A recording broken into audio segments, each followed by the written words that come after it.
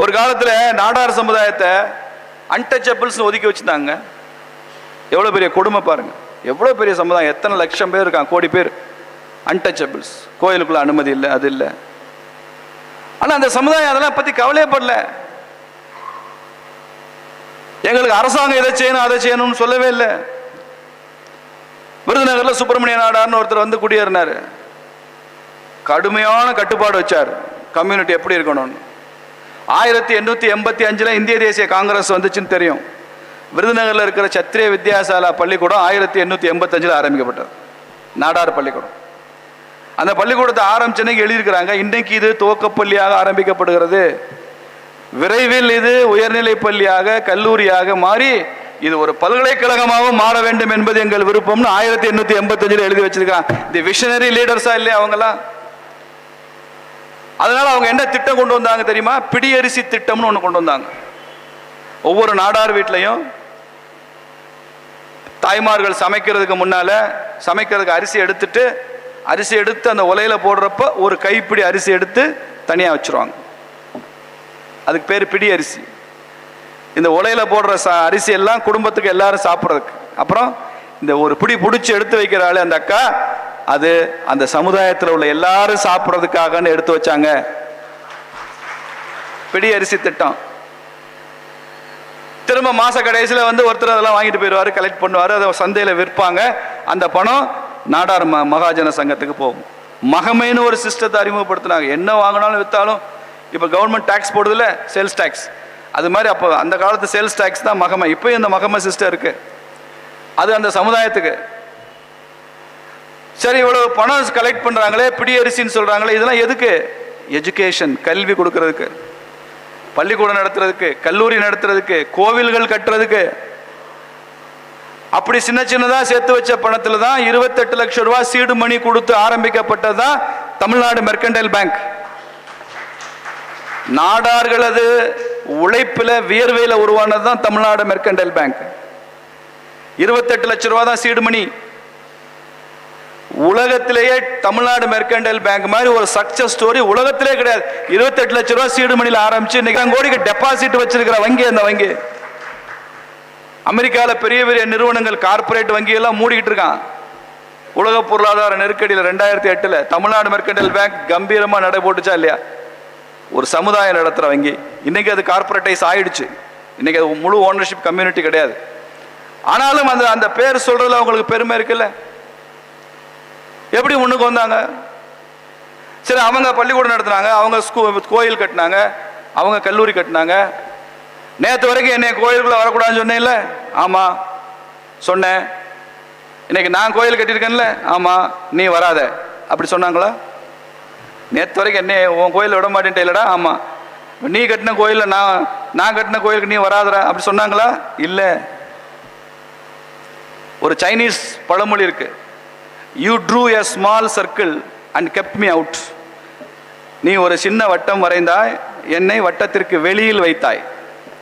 ஆனால் நான் ஒரு பெரிய வட்டம் வரைவேன், உன்னை வட்டத்திற்கு உள் வைத்துக் கொள்வேன் அப்படின்னு சொன்ன. ஏன்னா எனது அணுகுமுறை இன்க்ளூசிவ், எக்ஸ்க்ளூசிவ் இல்லை. நாடார் சமுதாயத்தினுடைய மெசேஜ் அதுதான். You true a small circle and kept me out, but I will draw a bigger circle and I will keep you in.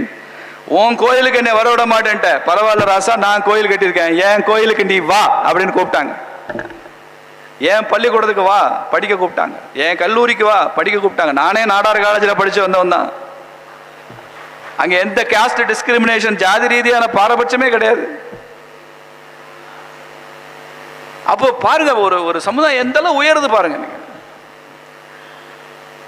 Kamarajar உயர்த்திட்டு போயிட்டாரு. இத மாதிரி அவருக்கு ஒரு அவப்பெயர் வேற வேணும். 9 வருஷம் சிஎம் இருந்த ஒருத்தர் 1885 காமராஜர் பிறக்கிறதுக்கு 18 வருஷத்துக்கு முன்னால ஸ்கூலும் காலேஜ் ஆரம்பிச்ச ஒரு ஜாதியை வளர்த்து விட்டாருன்னு சொல்றதெல்லாம் அது அவரது புகழுக்கு அழகல். அப்படி சொல்லக்கூடாது, அப்படி வளர்த்து விட முடியாது. தமிழ்நாட்டினுடைய ஜிடிபியே ரொம்ப குறைச்சு 1950களில். இந்தியாவே வறுமை நாடு, சாப்பாடு இல்லை, பட்டினி. காமராஜர் கனடாவில இருந்து கேர் நிறுவனத்தில் கோதுமையை கடனா வாங்கி இலவசமா வாங்கி நம்ம ஊர்ல பிள்ளைகளுக்கு சத்துணவு கொடுத்தார். உலகம் எல்லாம் நான் போய் பிச்சை எடுக்கிறேன்டா, நீ படிடான்னு சொன்னவர் காமராஜர். நான் போய் பிச்சை எடுக்கிறேன், நீ படி, நீ படிக்கிறதுக்கு தான் நான் பிச்சை எடுக்கிறேன். அப்படி சொன்னவர் அவர். அந்த சமுதாயத்தினுடைய முயற்சி பிரம்மாண்டமா வந்தாங்க. இப்படி நூற்றுக்கணக்கான உதாரணங்களை சொல்ல முடியும் சார், நூற்றுக்கணக்கான உதாரணங்கள் சொல்ல முடியும். தமிழ்நாட்டில் மாத்திரமே இவ்வளவு, கேரளாவில் இப்படி தான், ஆந்திராவில் இப்படி தான். பாலமேடுன்னு ஒரு ஊர் இருக்குது மதுரை பக்கம், அலங்காநல்லூர் ஜல்லிக்கட்டு, பாலமேடு ஜல்லிக்கட்டு ரொம்ப பாப்புலர், கேள்விப்பட்டிருப்பீங்க. இந்த பாலமேடில் நாடார் கம்யூனிட்டி ஒரு கூட்டுறவு பால் பண்ண ஆரம்பித்தாங்க 63ல், கோஆப்ரேட்டிவ் சொசைட்டி. இன்றைக்கி நீங்கள் போங்க, பாலமேடு அது பால்மேடு, அவ்வளோ மில்க் அபண்டன்ட் உற்பத்தி. அவங்களால எவ்வளோ கேட்டாலும் சப்ளை கொடுக்குறாங்க, டிமாண்டுக்கு சப்ளை கொடுக்க முடியல. அந்த பகுதியில் ஒரு 10,000 மாடு அந்த பால் பண்ணையை நம்பி வளருது. இந்த மாடுகளுக்கெல்லாம் வைத்தியம் பண்ணணுமே, கவர்மெண்ட் வெட்டினரி ஹாஸ்பிட்டலுக்கு போனால் டாக்டர் இல்லை, மருந்து இல்லை, ஊசி இல்லை, ஒன்றும் இருக்காது. அப்போ என்ன செய்கிறீங்கன்னு கேட்டேன். அவர் சொன்னார், நாங்களே வெட்டினரி டாக்டர் அப்பாயின்ட் பண்ணிக்கிட்டோம் சார், நாடார் சங்கத்தில் இருந்துன்னு சொன்னேன். நாங்களே அப்பாயின்ட் பண்ணிட்டோம். அவங்க ஒரு பள்ளிக்கூடம் நடத்துகிறாங்க. அந்த மெட்ரிகுலேஷன் ஸ்கூலில் எல்லா ஜாதி பிள்ளைகளும் படிக்குது, ஏழை பாளைகள் எல்லாரும் படிக்கிறான். நீங்கள் நம்ப மாட்டீங்க, தினசரி 200 மில்லி பால் ஒவ்வொரு குழந்தைக்கும் அவங்க கொடுக்குறாங்க. அரசாங்கம் கொடுக்குற சத்துணவு இல்லை, சமுதாயம் கொடுக்குற சத்துணவு.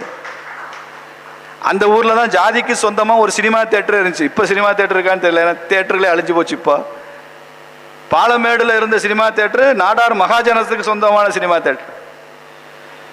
அங்கே இளைஞர்களுக்கு தனியாக பயிற்சி, training, community toilet, community salon, community cinema theatre. யோசிச்சு பாருங்க. அந்த ஊரில் குடிக்கக்கூடாது, நாடார்கள் தான் குடிக்கூடாதுன்னு சட்டம். எனக்கு ரொம்ப ஆச்சரியமா போச்சு. இப்போயும் அந்த பழக்கம் இருக்கான்னு கேட்டேன். என்ன இவ்வளோ டாஸ்மாக் வந்ததுக்கப்புறம் இப்போயும் இந்த குடிக்கூடாது சார், இந்த ஊரில் குடிக்க மாட்டான், என்கிட்ட தெரியாமல் போய் மதுரை பக்கம் போய் குடிச்சிட்டு வந்துடுவான், உங்களோட சேர்ந்து கெட்டு போயிட்டான்னு வேற சொன்னார். எங்கள் மதுரைக்காரங்களை சொன்ன குடிக்கூடாதுன்னு சட்டம், அதை ஃபாலோ பண்ணுறாங்க. எவ்வளவு பாருங்க நீங்க. ஆவின் ஏன் நஷ்டத்தில் ஓடுது? நாடார் மகாஜன சங்கம் நடத்துகிற பால் பண்ணை ஏன் வெற்றிகரமாக ஓடுது தெரியுமா உங்களுக்கு? உதாரணம் சொல்கிறேன். ஆவின் மேனேஜர் எவ்வளோ பந்தாவாக இருப்பார், ஏசி ரூமு. நீங்கள் அந்த பால் பண்ணைக்கு போங்க, அங்கே ஒரு பெரியவர் உட்காந்துருப்பார், அந்த சமுதாயத்தை சேர்ந்தவர். பழைய கால டெஸ்கை வச்சுட்டு கீழே பாயை வச்சு உட்காந்துருப்பார். பால் ஏற்றிக்கிட்டு லாரியில் 2-3 லோடு லாரி மதுரை நோக்கி போகும். இப்போ அந்த பால் பண்ண கணக்கு எழுதுறாருல, அவருக்கு மதுரையில் வேலை இருக்குன்னு வச்சுங்க. மதுரையில் எனக்கு வேலை இருக்குது, இந்த லாரி அங்கே தானே போகுது, நானும் ஏறிக்கிறேன், அந்த லாரியில் ஏறி வரக்கூடாது. அவர் வேலைக்கு அவர் டவுன் பஸ்ஸில் தான் மதுரைக்கு போகணும். ஆவின் மேனேஜர் அப்படி கட்டுப்படுத்த முடியுமா? அவன் ஏசி காரில் அவனுக்கு வேலை இருக்கோ இல்லையோ அவன் பொண்டாட்டி ஊரெல்லாம் சுற்றுறதுக்கு ஏறி போயிட்டு இருப்பான். அதனால ஆவின் நஷ்டத்தில் ஓடும், இது லாபத்தில் தான் ஓடும். இப்போ இதை பாருங்க, இதை பார்த்துட்டு பல பேர் அதை ஆய்வு செய்கிறாங்க, ஸ்டூடெண்ட்ஸ் எல்லாம். அதையெல்லாம் ஒரு கூட்டுறவு சங்கத்தினுடைய வெற்றியாக தான் காமிக்கிறானே தவிர ஒரு ஜாதியின் வெற்றியாக காமிக்கிறதுக்கு அவனுக்கு துப்பு கிடையாது. இது கோஆபரேட்டிவ் சொசைட்டியோட வெற்றியாது. அப்படின்னா தமிழ்நாட்டில் கோஆபரேட்டிவ் மூவ்மெண்ட் வெற்றி அடைஞ்சிருக்கணுமே, மிசரபிளி ஃபெயில்டு. இது ஒரு சமுதாயத்தின் வெற்றி என்பதை எப்போது நாம் புரிந்து கொள்கிறோமோ அப்போதான் நமக்கு இதனுடைய அருமை தெரியும். இதெல்லாம் பார்த்து அந்த ஊர்ல மற்ற ஜாதிக்காரன்லாம் சேர்ந்து ஒரு கோஆபரேட்டிவ் சொசைட்டி ஆரம்பிச்சாங்க அந்த ஊர்ல. இதெல்லாம் நீங்க வந்து பார்க்கணும். இது பராசக்தி பால் பண்ண, அது இன்னொரு பேர்ல ஒரு பால் பண்ண ஆரம்பிச்சாங்க. அதுல நாடார் தவிர மற்ற எல்லாரும் அந்த பால் பண்ணையில மெம்பர் ஆகி ஆரம்பிச்சாங்க. ஓ, நாடாருக்கும் இவங்களுக்கும் போட்டியோ? நம்ம புத்தி அப்படித்தான் யோசிக்கும். போட்டியில் இல்லை, ஒன்றுக்குள்ள ஒன்று ஒத்துழைப்பு. இவர் பால் ஆர்டர் எடுப்பார், ஒரு வாரத்துக்கு முன்னால் எடுத்துருவார். திடீர்னு பால் ஷார்ட்டேஜ் ஆச்சு, ஒரு 5000 லிட்டர் பத்தலை. அங்கே ஃபோன் பண்ணால் அவர் கொண்டு வந்து சரிங்கன்னாச்சு நான் கொடுக்குறேன்னு அவர் அந்த 5000 லிட்டர் அவர் கொடுத்துருவார். இவங்களுக்கு ஒரு பணம் டேர்ன் ஓவர் பத்தலை, டிரான்சாக்ஷன் கொஞ்சம் பணம் முடையாக இருக்குது, இவர் பணத்தை அங்கே கொடுப்பார், அவர் பணத்தை இங்கே கொடுப்பாங்க. பரஸ்பரம் ஒற்றுமை உணர்வுடன் அந்த ஊர் இன்னைக்கு உச்சத்தில் போய்கிட்டு இருக்குது.